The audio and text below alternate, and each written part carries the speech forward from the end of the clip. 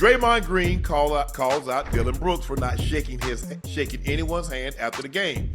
Draymond labels him a sucker and says nobody respects him. Ryan, that's your guy. You call the Rockets game.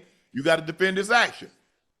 Man, I love Dillon Brooks. Dillon's gonna do what he wants to do, and at the end of the day, when these two personalities collided, I don't think we would have expected anything less with Dillon Brooks and Draymond. And the unique part about Draymond, shout out to Dre, by the way. I like you later. I didn't like you a couple of days ago. Is that, and I'm still sore over that game 7. Is he is able to play the game and then pop on his podcast the next day and talk his trash. He don't got to wait for the media. He don't got to do it in the presser. You have to come to him, and he's not reliant on scoring. So he can back it up with his defense. He can back it up with his defense. He can back it up with his IQ. Draymond, I played against you. I know your brother. All the flails and all the stuff, they're calculated. They're smart. When his team needs something, he brings it to the table. Tonight, he had 3 or 4 3-pointers as soon as Steph Curry stepped off the floor from a point total. So back to him and Dillon Brooks. Dillon has been unbelievable for Houston, Houston's culture, what he brings to the table. It's a toughness and an energy, and he's a villain. He plays that role. And you know what? Draymond going to defend Steph. He said what he said about Steph in the presser. That's who Dillon Brooks is, and we love him and embrace him. And again, with those two personalities, I expect nothing less. Oh, yeah. I agree. They're kind of alike, really. I mean, obviously, Draymond is more accomplished. He's asked and Draymond didn't play with Steph. Steph is the most likable person on the planet, man. Yeah, everybody. It's hard to dislike him because you know why, Ryan? I think everybody likes him because he's the common man. You can see, like, man, he ain't 6'9", he ain't 7 foot, he ain't got shoulders like Dwight Howard. He's just like a common man. Most guys, LeBron is 6'9". Most of the guys are hulking, 100%. and so I can't be him. Man, Steph Curry looked like a guy walking down the street. And he's so likable. You saw him you saw his daughter. She was on his lap. Riley, we fell in love with Riley. Aisha, they do a great job. He got kids, everything. So it's just hard to dislike him. You like, man, I don't like. Now I like Golden State. I just don't like Draymond. I'm saying that's how people look at it. Man, I love Golden State. If they have Draymond, I really like him. Right. But I'm not so sure if they didn't have Draymond, they could be Golden State that we know of today. Ain't no way. Mm-mm.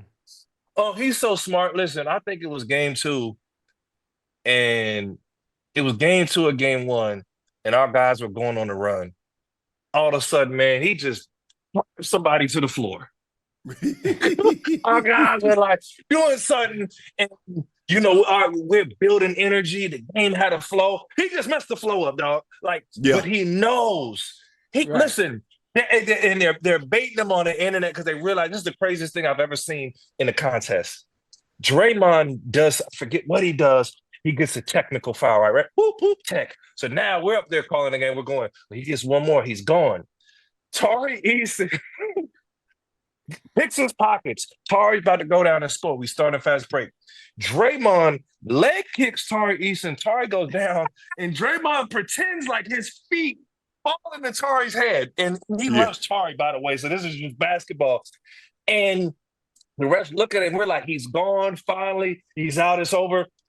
The referee came for the table and said, that's a flagrant 1. 2 technicals and you're gone. But if you have a flagrant and a technical, only Draymond would know that. Right. So the first one was unsportsmanlike. The second one was excessive contact. Right. But it wasn't the criteria to meet a flagrant 2. And only Draymond will go into a game knowing I got 2 mulligans to play with, and I'm going to do whatever it takes for my team to win. And that's the type of guy. You normally get that and Chad from the European players. Right. They grab you where they're not supposed to grab you. They elbow you. They spit in they do the dirty stuff. But Draymond had just figured that out from the standpoint of like, what do I need to do to be on the floor? There was nothing sexy about Draymond. Was a center in college. When he came into the league, we had 7 foot. Draymond got the worst name you can get from a draft report, a tweener. You remember that name? A tweener. Yeah. Tweener's a good name now because I was a tweener. You a tweener? Yeah. They said I was too big. I was too big to play wide receiver. I was too small to play tight end. No position. So Draymond he was a tweener. So that's a good thing now, but he wasn't 7 feet and he couldn't handle the ball per se well enough or shoot the ball to play on the wing. So he made a name for himself. You know what I'm saying? He made a name for himself and he's done enough, and it's unbelievable, honestly. Yeah, I was too big and too slow to play wide receiver, Ocho, but I was too small to play tight end. I did okay. I didn't put you only 6'2", huh? You only 6'2", huh? 6'2", yeah. I played it like 228. Y'all football numbers be lying. Chad all about 5'11". No, I'm legit. You ain't 6 feet, Chad. I'm legit 6'2". Man, I'm 6'3", man. What you talking about? You ain't seen me in a while. Chad, you get on the court with me again, I'm putting them elbows in your face. I'm gonna tell you that, man. Man, listen. I went nice to you. I went nice to you. Dunk on it, Ryan. Hey, listen. Everybody that has played in the NBA, including current players right now, everybody has tried to play me, and everybody has lost. Now, if you want me to add you to the hit list, I can add you to the hit list. He got Joe. Let me tell you something. We on the set of ESPN. And he talked crazy to me. And I'm like, man, whatever, we in the segment. Next thing I know, they done cleared the desk out. Me and him playing one-on-one. I turn it around. Chad just tackled me, bro. We can't play with football players. He grabbed my arm. He do. Chad, next time I'm giving you an elbow so you ain't got no trash to talk. And then, he gonna talk. Westbrook couldn't beat me. LeBron couldn't beat me. I said, Chad, come on, bro. Hey, Chad, come on. All of them. Nobody. None of them. Well, he and Joe got a bet too. He said he want Joe 1-on-1. Unbelievable. Yeah. Unbelievable. I'm playing football rules. I'm playing that's fine. That's fine. Hey, that's fine. I've been in the gym. Whatever you want to do. Elbows, it don't matter. I'm good. Hey, check this out, guys. Jason Pierre-Paul had his luxury Richard Mille watch stolen while attending F1 Formula One weekend party in Hollywood, Florida. JPP said he felt something fall off when a group of men boxed him while he tried to move through the packed club. Moments later, when a friend asked what time was it, he realized his $400,000 Richard Mille was gone. Some bold boys. JPP about 6'5", just 6'5", 270, right? You to whoop somebody. It was JPP easy to come out, he missing a couple of appendages, so they slid it up. Stop, dog. I wasn't gonna stop. But you know what? Man. But you know what? Ocho.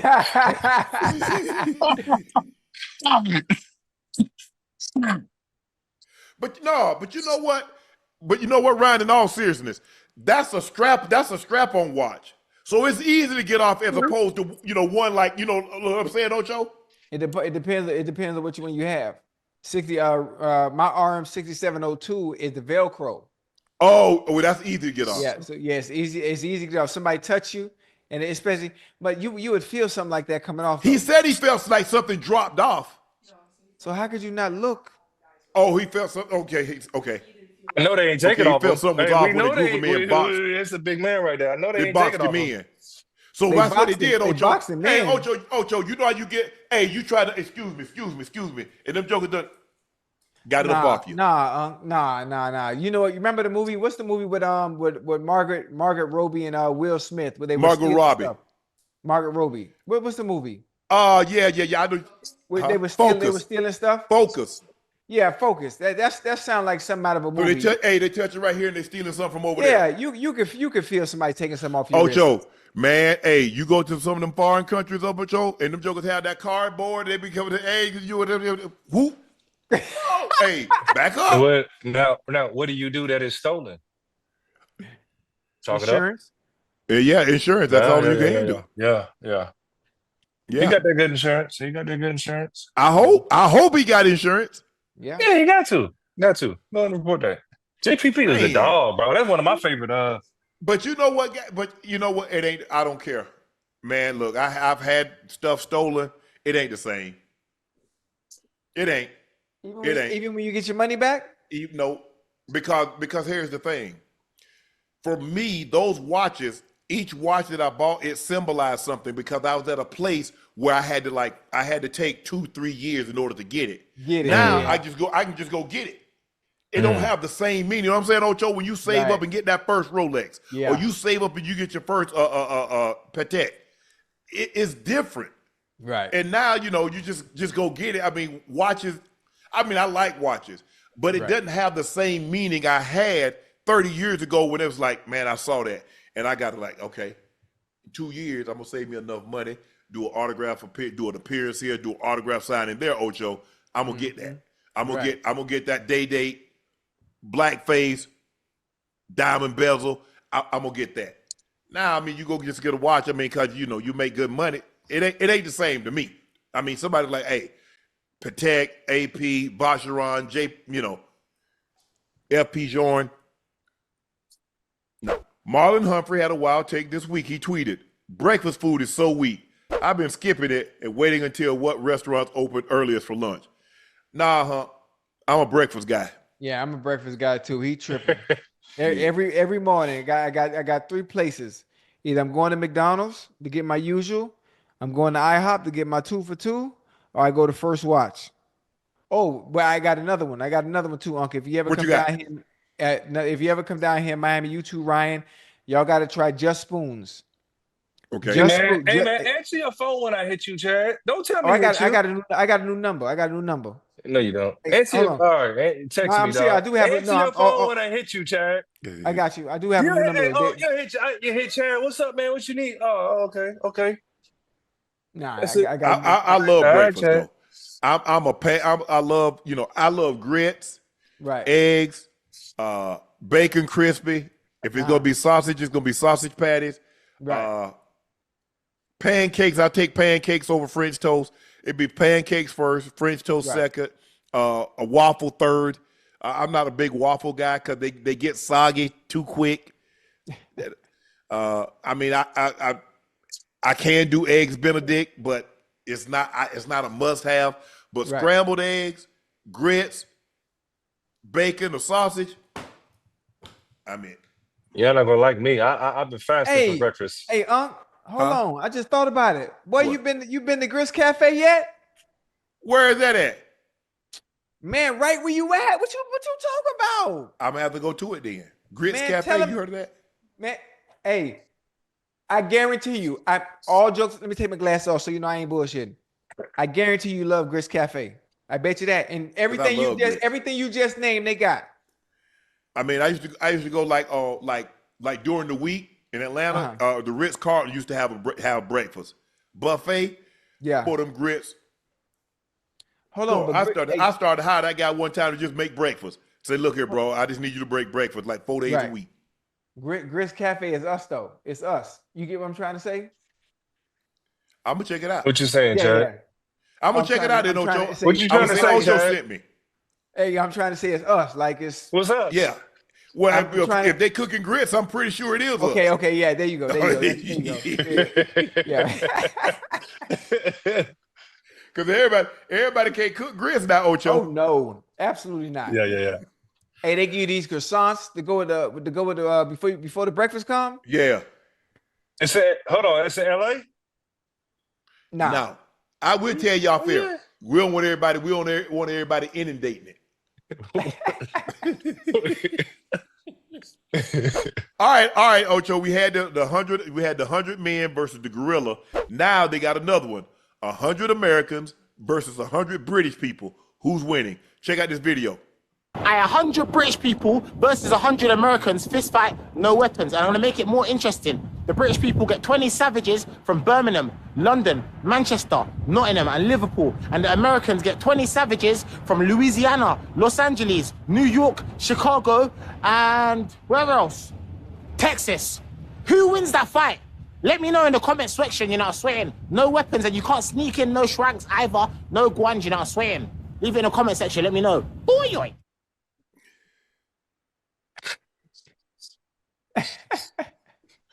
I think the Americans gonna beat the hell out y'all. Who? I think the Americans gonna win. I mean, you know what? It's gonna be rowdy because a lot of them from Birmingham and where he named Ireland. They soccer fans, man. They be on one, Ocho. They don't play. They die about soccer. Yeah, they are willing to die. Anybody that's willing to die about a sport, They don't play. We already beat them, Ocho. How you think we became America? Ta-da! Yeah. I mean, damn. Hey, that's a good one. So we good. Hey, bro, we good. We already won up. That's a good one. Shedeur Sanders was reportedly pissed at the Giants during his private pre-draft visit, per Albert Breer. The Giants won. They give players an install, and there are mistakes intentionally put in the install. He didn't catch them and got called out. He was pissed that they did that to him.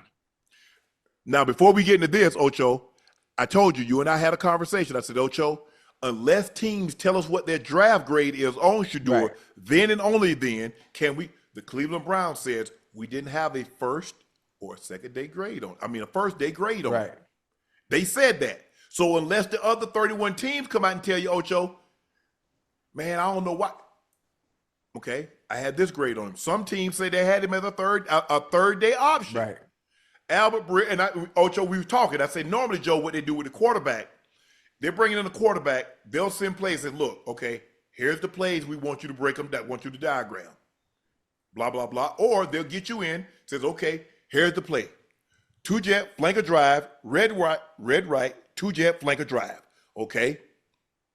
Z motion. So the Z is the flanker. Yeah. He got the drive route. Tight end, got the basic cross.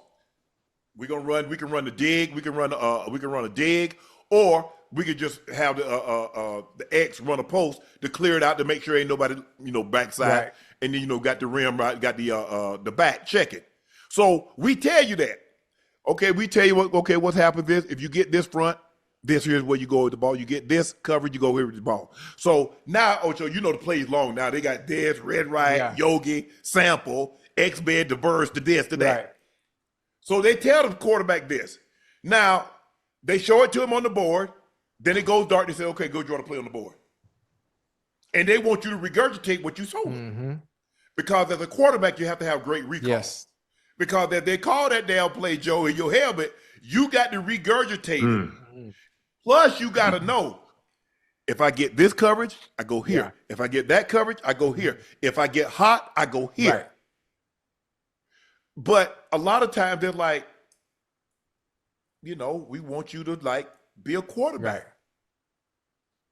Now, knowing what you've heard, Cleveland Browns said we didn't have a day one grade on him. We had a more like a fourth or fifth, fourth or fifth round grade on him. Okay, fine. The Giants sent him plays to install, intentionally put mistakes in. He didn't catch the mistakes. They told him. He got upset that they didn't tell him. Ocho, what's your thoughts? I mean, listen, I understand teams have to do their just due when it comes to these meetings, these interviews, going over plays and having installs and having quarterbacks go up and explain plays. There are a lot of people, Unc, that play the game of football that can go into these meetings and these interviews and ace them. They can point out every mistake. They can do everything right. And you turn on the film, they sorry than the motherfucker. They sorry as hell. Can't play a lick of ball, but they're great. Right. They're great in the film room. They're great in it comes to drawing up plays. But when it's time to play where it actually matters, on game day on Sunday at 1:00, they're horrible. We know what you get with Shedeur when he plays the game of football on Sunday. We watched him do it at Jackson State. We watched him do it in high school. We watched him do it at a very bad institution in turning that program around in Colorado. Yep. So what you telling me about him not knowing and him missing mistakes on something you purposely tried to trip him up on, okay, he didn't see it. He didn't see it. But I know what I get on the field. Why even play this game? What game are we playing? What are you proving by purposely putting mistakes in there? He's a rookie. He's coming in. He's young. Of course he's gonna miss it. Of course he's gonna miss stuff like that. Who wouldn't at the position? Yeah, that's not his plays.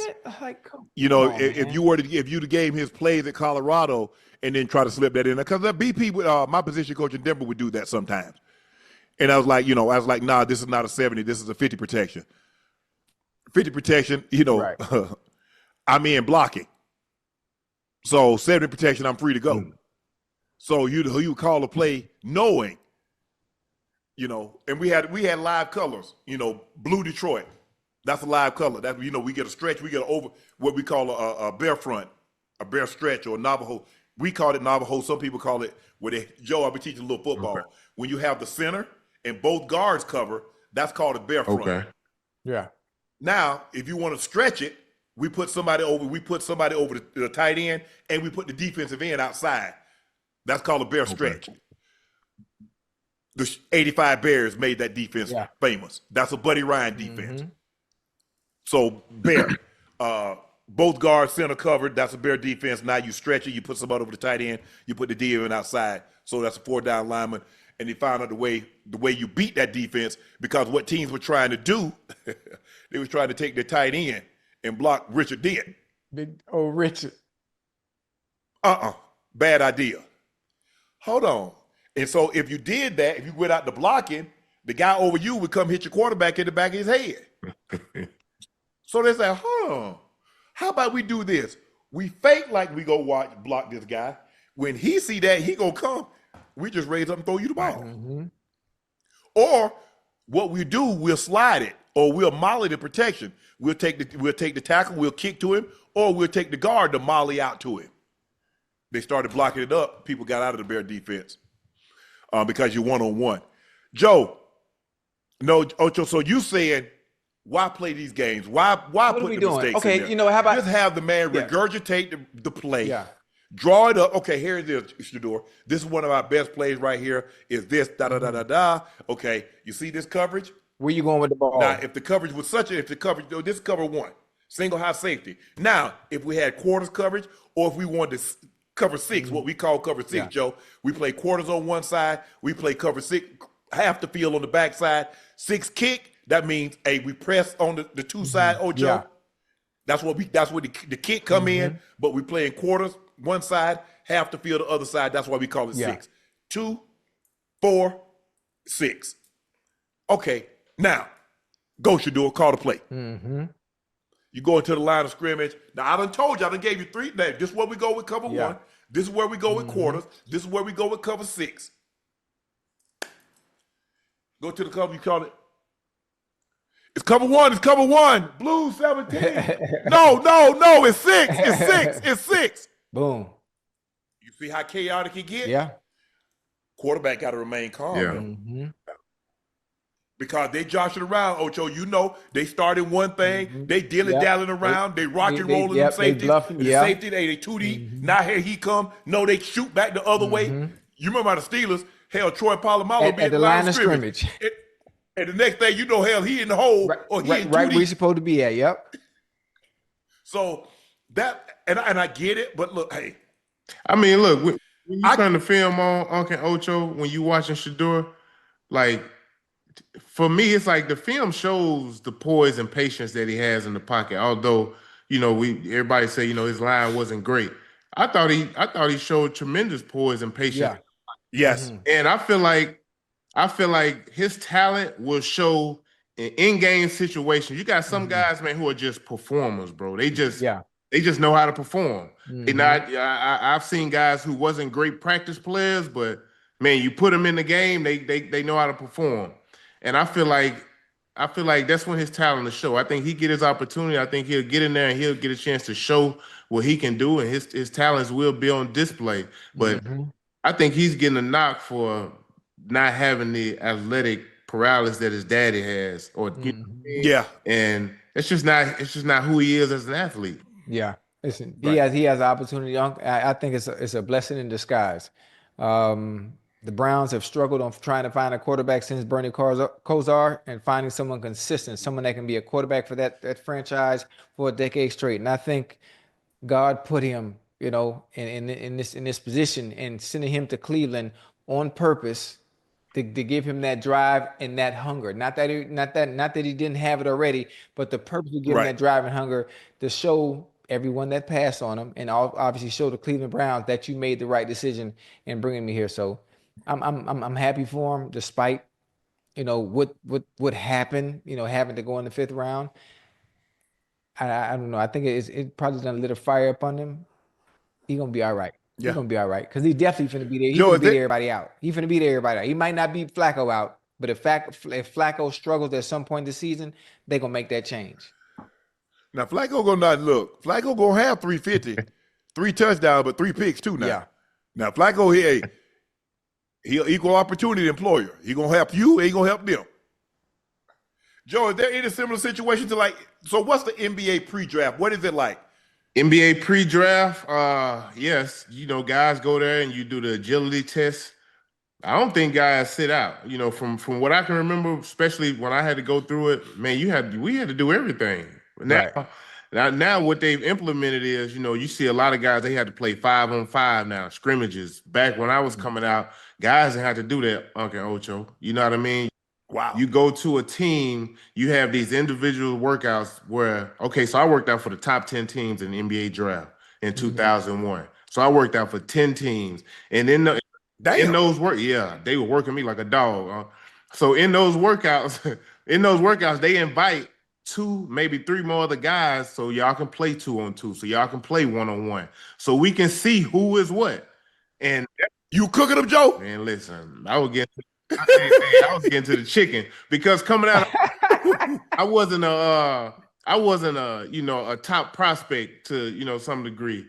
Guys were telling me I was gonna go top 10, but I didn't know, so I had to work out for the top 10 teams. And guys who were coming out in my time who was before me, well, that was a high school draft, the Kwame Brown, the Tyson Curry, but you still had the Jason Richardsons, the Shane Battier's, guys like that. So I was looking to work out against those type of dudes, to try to improve my draft stock.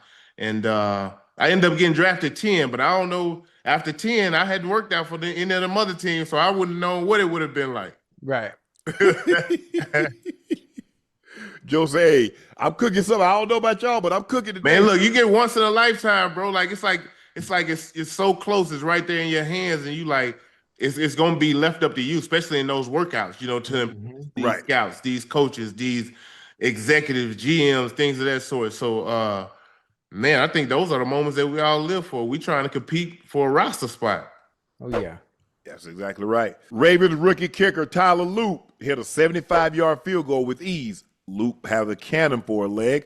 Does Baltimore have their replacement for Justin Tucker, Ocho? I mean, no, I wouldn't say that yet. Justin Tucker, one of the greatest kickers of all time. I know he struggled last year, struggled a little bit before that, but just because you have a strong leg doesn't mean you're consistent. It doesn't mean you're going to be consistent in clutch situations when Justin Tucker has always been. Having a strong leg is cool. I mean, that's nice. Being able to kick from 75 yards, that's also nice. But can you do it when the game is on the line? Pressure. Can you do it when it's windy? So there's so many other factors that come into him having a strong leg, but also being a great clutch kicker in situations where it matters most. Because it's easy to do it right now. It ain't no pressure on you. Ain't no pressure. Nope. Ain't no line. Ain't no crowd. Ain't no fans. No, there's nothing else affecting you in kicking 75 yards. But can you do it when it matters? When it matters most? Right. Man, hell, all these kickers got legs now. Ocho, guys, they wouldn't even let you attempt no 60-yarder. Right. Now these guys to get about 5 more yards than 60 yards. These guys from now a 50-yard field goal is like a 50-yard field goal is like a PAT. That's a layup. But these guys got. I mean, when I was only a handful of guys could be consistently accurate from 50 plus. I mean, they was trying to get that thing 45 again. Yeah. But now. And they get, Ocho, you missed a 55-yarder. They like, what happened? Yeah. What happened? It's 55 yards. And plus, remember the goalposts are a little bit more narrow now. They're a little bit more narrow. So I kick 65 yards too now. Yeah.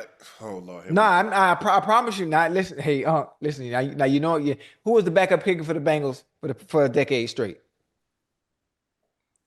They didn't have to use you, and then thank God. Okay, they did use me. They used me when we played the Patriots now, so I can kick. In the preseason. I know if he had got hurt in the regular season, I was still the backup kicker. Oh, you kick one in the preseason, Ocho? Yeah, what? Hey, Joe, it would have been good from 50. Oh, Lord. Hey, matter of fact, chat, can somebody please send this to Unc? If ask the chat, There's video of me, footage of me kicking 65, kicking 70. Like, look, chat, go and Google it. Ask it. Yeah, kicking the ball. You weren't kicking no field goals, no 65 and 70. Field goals. Somebody in the chat, man, please show Unc, man, me kicking from 65. Oh, you got Google it, YouTube it. It's on there. Hey, with ease too, Unc. Like, it would have been good from 73. That's with ease. It ain't good enough that he was kicking 50, 60, and 70 yards. Now he kicking it with ease. Oh yeah. I got a soccer background, Joe. So I do a little bit of everything now. Okay, I see. Elite College Football recently ranked the most toxic fan bases in college football. Number 1, Ohio State. Number 2, Florida. Number 3, Georgia. Number 4, CU. Wow. Number 5, Miami. Number 6, Tennessee. Number 7, Texas. Number 8, Alabama. Number 9, FSU. Number 10, Michigan. 5 of the top 10, where they play football at, Ocho? In Miami? SEC. Hey, I still haven't had a chance to really go to these games to really understand. You got to go, listen, go to University of Georgia. Go to Tennessee. I went to Tennessee with my daughter. She was on a visit. Go to Alabama. You got to go. You got to go to one of those. You got to go to a Tennessee game and an LSU game. That's it. In Arkansas, you got to go watch the Razorback. Go Alabama, UGA. Now Texas A&M to see 105. 105 what? 1,000 in the stadium. They be rocking in the stadium. Yeah, they be rocking. Yeah. Ocho, you know the South. Look, you grew up in Florida, and that's what I tell people. When you play in the South, football is it. Yeah, it's different. They closed out. You swear playing a small town, they close early. Mm-hmm. You gotta go to the game. Hold on. That's why in Texas they got high school stadiums that hold 20,000. A high school stadium that look better than some colleges with their weight facilities. Football is king. Man, look here, and that's what. Who was we talking to? We went we was on tour, and we had somebody, Cam, and he just talking about. I said, bro, ain't nothing but the Georgia Bulldogs in the state of Georgia. Atlanta Falcons win 2 Super Bowl, 10. They ain't placing UGA. Oh, right. Them dogs. It's football. What? Yes, sir. And then they go to Braves. Yeah. You talking about somebody living there? I've been there. Yeah. Boy, Ocho, man. And when they used to play it, I don't know, they might still do. They still do. They play at Jacksonville Stadium. Boy, at 16, coming down 16 to get down on 95 to go down to Jacksonville. Man. Yeah. They love some football in the South, man. I'm not surprised. I gotta see that. Hey, look. I'm surprised. I'm surprised. CU. When did CU get such a rabid fan base? You basing this off 2 years? Prime effect, baby. Yeah. In Miami, I know Miami. Y'all just show up because Miami, they don't come to nothing on time. We gonna get there in the second quarter. Exactly. Ohio State, yes. Florida, Georgia, yes. Tennessee, Texas, Alabama, Michigan, Florida State. I don't know what y'all been rabid about. Y'all ain't been good in a minute. I mean, listen, the best college when it comes to college football in Florida. Now UM had a phenomenal year last year, but FAMU's FAMU's the best college football team here in the state of Florida. You like FAMU? FAMU's everything. FAMU's we got to find HBCU. We got to rank the top 10 HBCU fan bases. Well, number one is FAMU, top to bottom. I don't know, Ocho. I think it might be Grambling or Southern. Come. But that human jukebox, man, that human jukebox. Listen, with all due respect to the human jukebox, they were nothing. They will never be comparable to the incomparable Martian 100. Don't do that. Oh, they don't pass the one over. They don't pass y'all. They don't pass y'all, bro. Yeah, they don't pass y'all. The jukebox is where it's at. Are you the jukebox? Man, listen, man. Dr. White and Brother Shelby Chipman, man, have done wonders. Have done a wonder with the Martian 100. You hear me? Done wonders. But that jukebox. Nah, listen. No, man. Listen. Ocho, they ain't bring number 2 records. That wasn't even the full jukebox that we had. I know. Listen, I've been watching Southern for a very long time. And Chad, listen to me. If there's anybody Young, you probably won't do this, but it's for me. You know how much I love the band. Anybody in the chat that went to HBCU and might have played in the band, let me tell you how much I love Southern. Still to this day, I always watch. It's on YouTube. It's called the fifth quarter. Obviously, Unc, you know it. The fifth quarter after two HBCU teams play, they have the fifth quarter at the end of the game where they go back and forth. Battle of the Bands. The Human Jukebox versus Alcorn State in 2014. Chat. If y'all have any time to go on YouTube and watch Southern versus Alcorn State in 2014, boy, you will enjoy it. It was a masterpiece from both schools back and forth. But when it comes to HBCU marching bands, there is nothing like that school, the highest of the 7 hills down in Tallahassee, Florida, that look like a reptile, known as the Rattlers. Nothing like them. Nothing. And I stand on that. They're going to put on a show. Man, every time. Only one school is March for the president now. Only one school is going to play for the president now. We done been everywhere, all over the world. We different. Huh? We strike different. What you mean we? Huh? You went to Oregon State. Time out. You know why I wasn't able to go to FAMU? I ain't had no grades coming out of high school. But listen, I'm an honorary member. Boy. I'm an honorary member. Huh? And I'm an ambassador for FAMU. Teddy. Everybody high. Hey, what a dog at? Joe, what a dog at? Titus. Titus put up. Titus sleep. Huh? Titus. I'm talking about Joe. I want to see Joe dog. He roaming the property right now, Ocho. He got. Let him. Oh, you got property, boy. You got money. Property. Hey, he ain't say he was in the yard. Niggas say he on the property. Ocho, you gotta chill. Ocho, you gotta chill. Ocho. You gotta chill. But the whole say he on the property. He doing his job right now. He doing his job. You got money. I'm gonna bring him on camera for you. But yeah, bring him on. Like he the same color as Unc Dog. He brown with that black mask. Yeah, he bite. Mm-hmm. Yeah, he bite. Yeah. He got teeth, don't he? I name something that got teeth that don't bite. I rough your dog up. Who? Me. All right, you want to put the suit on? Let him. I don't need no suit. Just you got commands for him, right? Yeah. Yeah, just command him to attack and watch what I do to him. No, I ain't got him command him nothing. All you gotta do is be in the backyard. I ain't gotta say nothing. I ain't gonna say a word. But I know you don't see that thing on YouTube where that Amazon driver, that UPS Amazon driver, he hopped over that fence backwards. You see that, Ocho? I see. With the package in his hand. Yeah, I see him look like he was delivering the Uber Eats, and that big dog came through the screen though. Yeah. Oh yeah. Put a little towel thing to catch him a little bit. He would have had Buddy. Yeah. You think? All right, guys, back for the first time in a long time. It's time for Rough Draft, and it's prompted by people want to know your team. If you're gonna take on a Silverback, you get 5 guys. Who are you gonna name, Ocho? So let's see the graphics.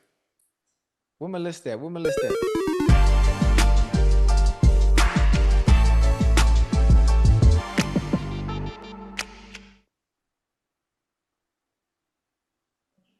All right, Ocho, you up first. All right, first person for me. I need 5 people. If we're gonna fight it, we're gonna rumble with the gorilla, right? Yep.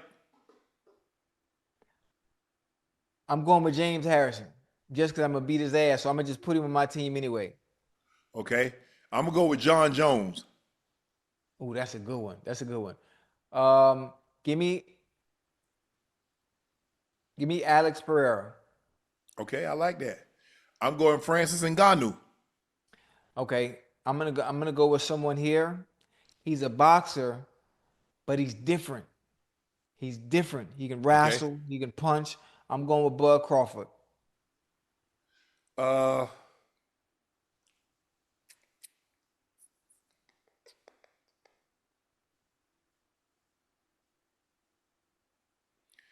He played with the Pacers now? I think his name James Johnson. Is that his name? From the Heat? Yeah, you got the Heat one time. Yeah. Black belt? Yeah, I'm taking him. Okay. Hey, I want to fight him too. Nah. Yeah, I'm gonna fight him too. Oh, but anyway, I got you ready? I got two more, right? You ready? Yeah, I'm ready. Aaron Donald. So basically off the four I've named already, the gorilla done. The gorilla done it. And when I give this fifth name, it's a wrap. It's over. Hold on. What you looking up? Why you cheating, man? I'm looking up this, what you call him? Oh, I know it. I couldn't think of his name. I'm taking Mijon Lopez, 5-time gold medalist from Cuba, Greco-Roman wrestler.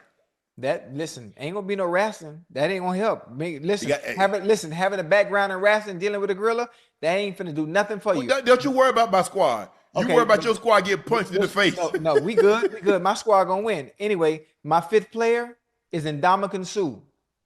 Okay, I like that one. Yeah, I know you do. And I'm sure the chat agree with I got the better squad too. Nah, bro. Trust me. Let's see. Trust me. Ask Mijon, Mijan.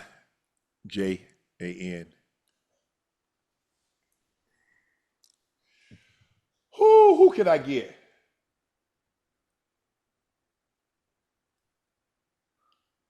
You know what? I'm gonna ride my homeboy. What? I'm gonna ride my homeboy. What the hell he gonna do? Charles Oakley. Oh. Okay. Hey, you know who told me I should get? Said, man, look here. Next time you have a tough guy competition, you know what? Take Oak off. I'm gonna take Oak off. I'm gonna take Westbrook. Westbrook told me, said, man, you and Ocho be talking about these fighting competitions, and you tell me, hey, man, hey. He said, you know I got these hands now. Remember Westbrook? Which Westbrook? Michael Westbrook. He played the receiver. He was in Cincinnati with me. Yes. Yeah. Hey, well, he's a fool, boy. Man, where Westbrook at, man? I just saw him in Virginia at an autograph signing. Yeah, he still swole up. He like 205. Okay. But he still cut up. Yeah. Hey, goddamn. Yeah. Hey, that's my dog, man. He was in Cincinnati with me one year. Yeah. He just couldn't stay healthy. Big. Yeah. You talking about 210, 6'3", 210, run 4'3", could jump. Body just. And he had a couple of fights. He fought in MMA for a little while. He did? Yeah. Damn. Like Johnny Morton? Ain't know that. Yeah. Goddamn Westbrook, man. Man, my team gonna beat the brakes off that gorilla. No, it ain't. Don't lie to yourself. Now you lying to yourself, and you just saw the names I put on my team. And I guarantee the chat agree with me. You ain't got but one MMA fight on there. That's all I needed, Unc. Did you see who else I got on there? Yeah. I got one lunatic in Ndamukong Suh. I got Aaron Donald, crazy, strong ass. I got Bud, who he do any and everything. He crazy. He ain't wrapped up too tight. Man, it's a wrap. Okay. This good Harvard education gonna take over right now, baby. Okay, the names that you're going to be spelling is NBA, is player edition. So these players currently play in the NBA. Okay. Huh? Let's just do the last. He ain't getting it. All right, I'm going to give you the first one, Ocho. All right, first one. His name is Christian Brown. Christian Brown. We doing last name, right? Yeah, we're going to do last name. I ain't going to let you spell the first one. Oh, Christian Brown. Yeah. Yeah, Brown. I knew you were going to say that. It's Braun. Braun. You spelled it Brown. It's Braun. That's what I meant to say. Nah, you meant to say what you said. Okay. This next one, he plays for the Indiana Pacers. His name is Pascal Siakam. Pascal Siakam. Siakam. Siakam. Siakam. That is correct. I know it is. And so was the first one. You cheating me. You cheat me because I'm black. The next name, he plays for the Minnesota Timberwolves. Okay. Dante DiVincenzo. Dante DiVincenzo. Dante DiVincenzo. D-I-V-N.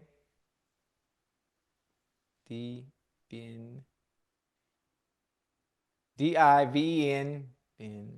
Chin. CHENZO. DIVINCENZO. DiVincenzo. Damn. The next one is Isaiah Hartenstein. Isaiah Hartenstein. He plays for the OKC Thunder. Isaiah Hartenstein. Isaiah Hartenstein. HARTENSTEIN.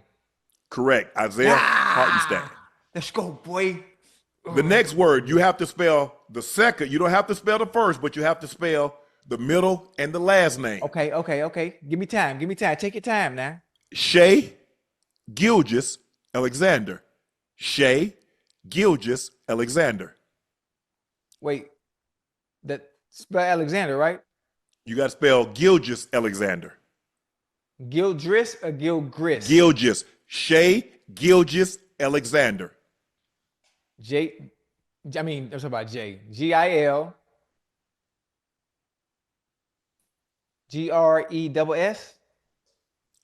GILGEOUSALEXANDER. Man, who the hell spelled this? Man, who else spelled his name like that, man? Okay. That ain't part of the English language. The next one, he plays for the New York Knicks. Okay. OG Anunoby. OG Anunoby. And no. ONUNOBOY. BEY. ANUNOBY. OG Anunoby. He Nigerian? Sure. No, I'm asking. I'm just curious. He's from Canada, but if you say that's where he originally from. I don't know. Okay. That might be French, maybe. That's French? Anunoby. He's British. Okay, well, they got some crazy last names, man. That's Najar, right? That last one, Zeke. Oh. Yeah. Because he get it. All right, Ocho, you got one, two. I got 3 right. You got 2 out of 6. I got 3 right. No, you didn't. I got Brown. All right, Ocho, it's time for payback. Now it's time for Dunk on Unc. Unc, I got Brown right. You spelled it B-R-O-N. No,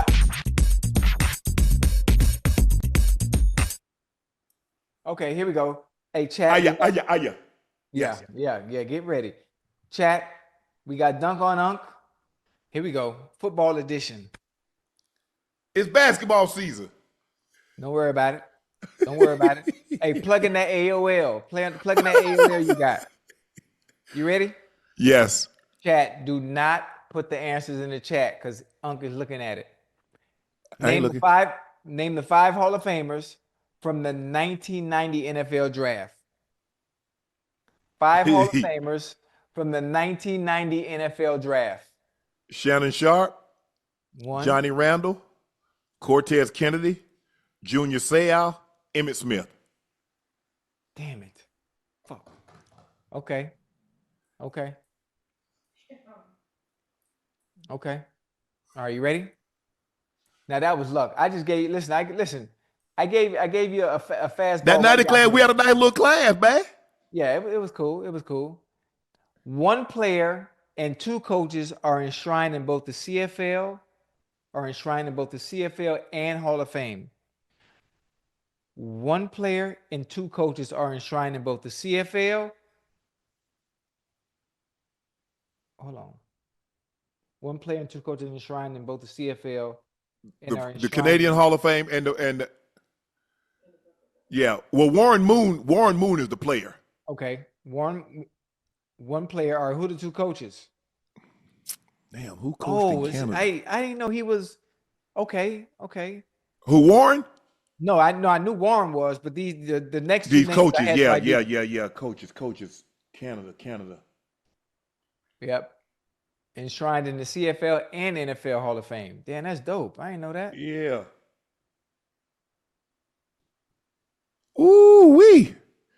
Joke. I'm trying to think. I got to go back and think. Hold on, coaches. Yeah. I'm never gonna get this one because it's got to be somebody I'm trying to think of the coaches that's in the Hall of Fame. I'm not gonna get it. So I give you a hint on one of them. What is it? He coached with the Buffalo Bills. Oh, Marv Levy. Okay. Here's one more.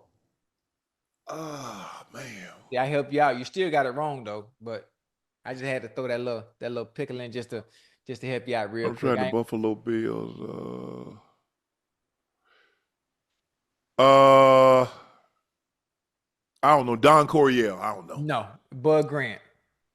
Oh, I'd have never got that one. Yeah. You went around with me during that Bud time. Grant for the Minnesota Vikings, the Purple People Eaters. In 1992, Shannon Sharpe had 2 rushes for how many yards? Oh. In 1992, Shannon Sharpe had 2 rushes for how many yards? 10. And -6. -6. I'm trying to think who I carried the ball against. Hey, they must have gave you a reverse or something. Yeah, they did. I knew it. I'm trying to think who did I carry the ball against? Was it? I think I carried against Philly once. All right, man, I don't know. I don't even remember. Hey, in what year did the Clippers relocate from San Diego to Los Angeles, officially debuting as the LA Clippers? Excuse me. Well, the Clippers originally started out in Buffalo. They were the Braves. Yeah. Then they relocated to San Diego, became the Clippers, and they relocated to LA. I don't know. I'm gonna take a wild guess at 79. That is absolutely wrong. The year that the Clippers relocated to Los Angeles from San Diego was 1984. 1984 is the answer you were looking for. Oh yeah. Oh yeah, we got him. Chat, we got him. You ready? Yep. What matchup produced the highest combined point total of the 24-25 NBA season, ringing up 299 points in an overtime thriller?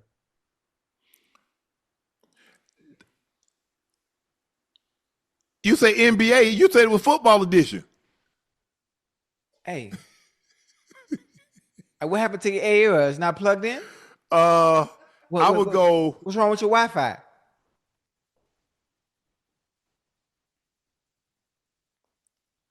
Indiana.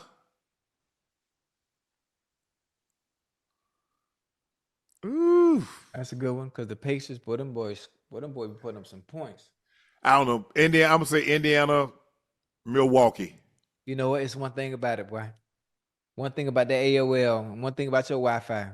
That shit must be bad because the answer is wrong. It's the Memphis Grizzlies and the Phoenix Suns. You forgot in 2024? 2024-2025 NBA season. The Grizzlies and the Suns put up a barn burner. Wait, did I use that in the right context? Yeah. Okay. It was a barn. It was a barn burner. Now I got a bonus question for you. Question for you. Who were the halftime performers for all 3 of your Super Bowl victories? Even if you was in the locker room, you should know who the halftime performers. No, hell, I shouldn't. Hold on. I couldn't give you the foggiest idea. No? I ain't gonna even attempt to get. No, bro. I was locked in. I couldn't even tell you. But even if you locked in, you know way ahead of time who the Super Bowl halftime show gonna be. Bro, I ain't been to the Super Bowl in 25 years, and before that it was 30. Yeah. So we got the 25th anniversary of the Ravens Super Bowl. No, right. I have no idea. So technically, you lost the night, and in 1997, the halftime performer was Jewel. In 1998, someone who I dated. Cher was a 98. Cher, yes, I dated Cher briefly. And the Backstreet Boys in 2000. I don't know what to tell you, but the king has risen to the top. That's the first time. I gotta let you win because you want to stop playing. You want them to take your ball and go home. So I gotta let you win a couple of. Chad, I just want to thank y'all for support. I appreciate you. This is what I do. the Harvard education. Tell you what you do. I love y'all. He win one game. We talk about this is what we do. That's what we do. Let's go, boy. That's what I'm talking about. Per The Athletic, people close to LeBron aren't ruling out the possibility of him finishing his career elsewhere. LeBron back to the land. If the Cavaliers don't make the Eastern Conference Finals, could we see LeBron coming home one more time to finish his career? No, I don't see it. No, he loved everything about LA. Savannah loves everything about LA. And his daughter was in dance class here. She got everything going on that way. I think he's realizing the importance of his kids and the direction they're going and how much they're enjoying. He ain't going back to Cleveland. Now he might go there and sign and say he retired as a Cleveland player, but he ain't actually play there. That 1 day contract. But I don't believe he go. I don't believe he goes back. Nah. Go back and do what? You playing with Luka. You playing with Luka. Go back and sit on. He got to come off the bench. I'm like, because that starting five gonna be like, yo, man, we just want a chip. You ain't moving us out the way. Yeah, I agree. I agree with you. I don't see him growing back. I mean, they keep saying that, but I think LeBron really loves the Lakers. I really think he loves living in LA. I think he loves all things LA. The weather is nice year round. He don't really have to have an overcoat. You can have the top down damn near year round. You got water. You got beaches. I mean, everything. His businesses are in LA. There's really nothing for him not to like about LA. And he's making a lot of movies, right? And he's doing a lot of that stuff too. So that's all that's going on. So he's in the perfect place, And he's playing with the Lakers. Even if he does go, I mean, Shaq is really the only one that I can remember that came here and left. Kareem didn't leave. Wilt didn't leave. Kobe didn't leave. Yeah. Magic didn't leave. Normally when you get these, Shaq didn't want to leave. He was just forced out. Who that? Shaq didn't want to leave. He was just forced out. Shaq wanted his money. Yeah. Hey, when I was in the Lakers, I didn't want to leave either, but I was forced out. So you don't want to leave the Lakers, man. Yeah, but I agree. I think, and plus, the kids are here. I mean, it's a short trek for him to go over to shoot over to Arizona to see Bryce, to go way back to Cleveland. Zuri, his youngest daughter, his only daughter, the youngest is in school here. To uproot her and leave her friends. I think Savannah has carved out her own niche here in LA. Yeah, I just don't see it. I know it sounds good. I mean, hey, those close to LeBron, Ocho, I just don't see it though. Yeah. He ain't going nowhere. What you think? He'll be right here for a minute. He ain't going nowhere. I mean, I honestly, I know he kept his place in Ohio and he can always jet back, but I think California is going to be his home base. I think Cali is where he's going to reside. Yeah. When it's all said and done, LeBron James will be a California. He's not a native, obviously. He grew up in Akron, Ohio, and he played a lot of years in Cleveland.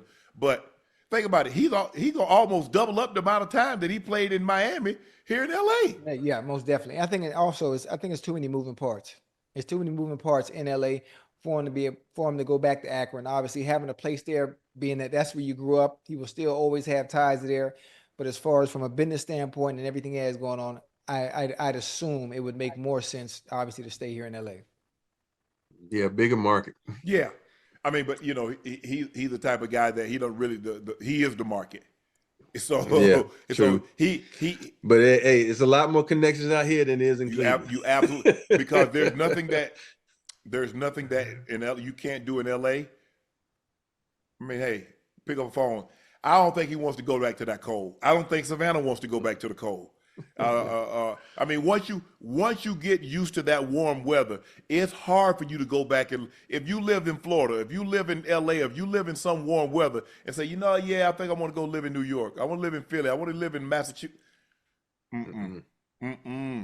Once them old bones get used to that warm weather, I'm here for the long haul. I think once you step out there and that cold just hits you in the face one time, it's like, nah, I'm good. Yeah, I'm good. Yeah, but I don't see him go. I don't see him going back there either. Falcons fans are upset that the first round draft pick Jalen Walker will wear number 11. Julio Jones is the fastest player in history to 10,000, 11,000, 12,000, and 13,000 yards. He most season averaging 100 yards a game, most season with 250 yards. But the Falcons gave away his number 11 with the quickness and didn't retire it. should that Falcons have given away a number 11? No. Absolutely. Yes, they should. They should not have given it away. Absolutely not. I mean, he's the best wide receiver in Falcons history. He's a bad boy. And you know look. I know Dre, and what's the other one? White, Roddy White, 84. Yeah. They had Billy White, Shoes Johnson. They had Alfred Jenkins. Julio. Different. But owners. I don't think they didn't leave on the best of terms. Owners don't see it the same way we see it. In understanding what they meant for the franchise, the way fans see Julio. I mean, one of the best, one of the best all time. Not only that, but one of the best receiver to come out of your organization, and they just don't see the value in that, especially the retired jersey. Yeah, I guess they don't seem to think nobody should get their jersey retired to the. Well, let's see if they give that number 8 away. What number is Michael Penix Jr.? Because Matt Ryan was 8, 2. Right? 2. Matt Ryan was 2. Let's see if somebody get that 2. You think they're gonna get that 2 away, Ocho? Yeah. Listen. I mean, there was also a little not turmoil, just a little incident.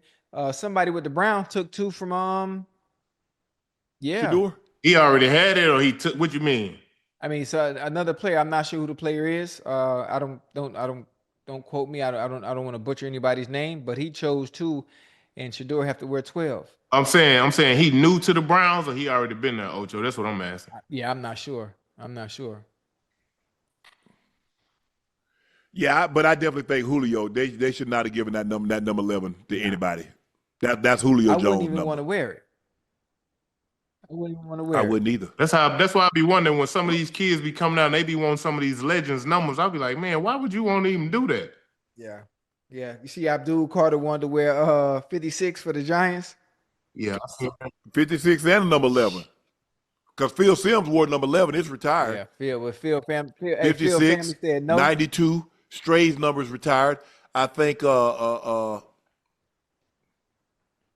is Don Meredith's numbers retired? Maybe Y.A. Tittle. I don't know. Y.A. Tittle. I think Jazz don't have many numbers retired, but they got a few. I think Stray.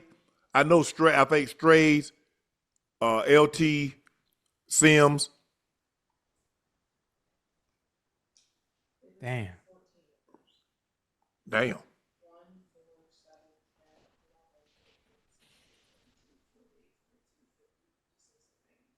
Oh, yeah. Oh, well. Yeah, but they definitely should have. Julio Jones' number should be. Nobody should wear that number. He was too good, and I get it. See, sometimes I think, Ocho, people allow the last year to ruin 10 or 11 really great years, and although it didn't end on the best of terms, he's still Julio. He still did a great job for that organization. He was a model citizen in the community, and that should, yeah, I mean, for him to be what he was for that organization, the numbers that he put up, I definitely think he was more than deserving to have that number retired. But it happened at age. I remember when I left Denver and went to Baltimore. They gave my number to Chris. What's Chris' last name? I forget now. Yeah, you won Super Bowls over there, didn't you? Yeah. What was Chris? Damn, I forget the guy's name now. In 2000, who wore number 84 in 2000?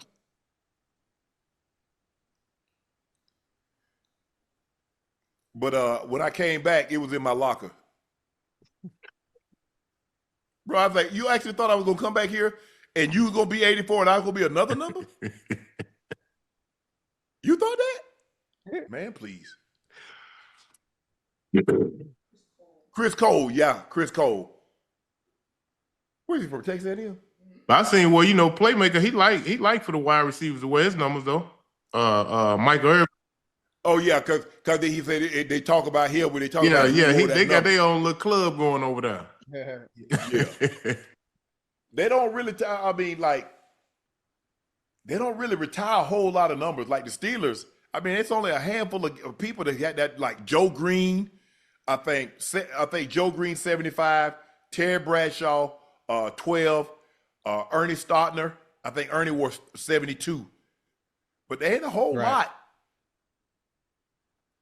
Oh, DeAndre Carter was. But I mean, if they retired all them Steelers, great man, you ain't gonna have no numbers. He like Boston. I mean, you think about Swan 88, 82, 32, 12, 47. I think Mel Blunt number might be retired. Blunt. I mean, look at all those Hall of Famers. Mm-hmm. Yeah, they had like 5 or 6 on defense at one time. 2 receivers, the center, running back, quarterback. So that's 5 on offense. Joe Green, Mel Blunt, Jack Ham, Lambert, Donnie Shell. 5 on defense. So you got 10 Hall of Famers out of your 22. How you like that, Ocho? You're coaching the Hall of Fame and your owner. Boy, was a real deal. Yeah. Oh.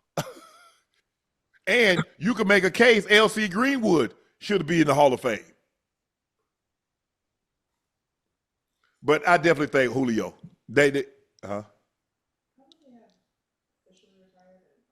Yes. Officially, it's like Joe Green. Yeah. Okay. Officially retired is number 70, Ernie Stautner. Ernie Stautner was he was our D-line coach when I was in Denver.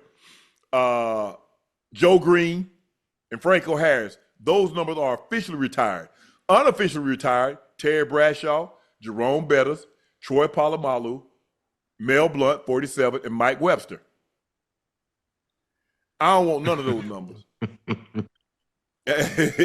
Mel Blunt made them change the game, made them change the rules. Mike Webster, I believe, is probably the greatest center to ever play. You know, you can make a case, Dwight Stevens, Jim Otto, but hey, he's on the short list. Troy, hey, he one of the 2 or 3 best receivers. I think Ed's the greatest safety. But hey, you ain't gonna get no. You won't get no. There are some people that says, "Hey, Troy was every bit the equal," but I just thought Ed took the ball away more, turned it into points.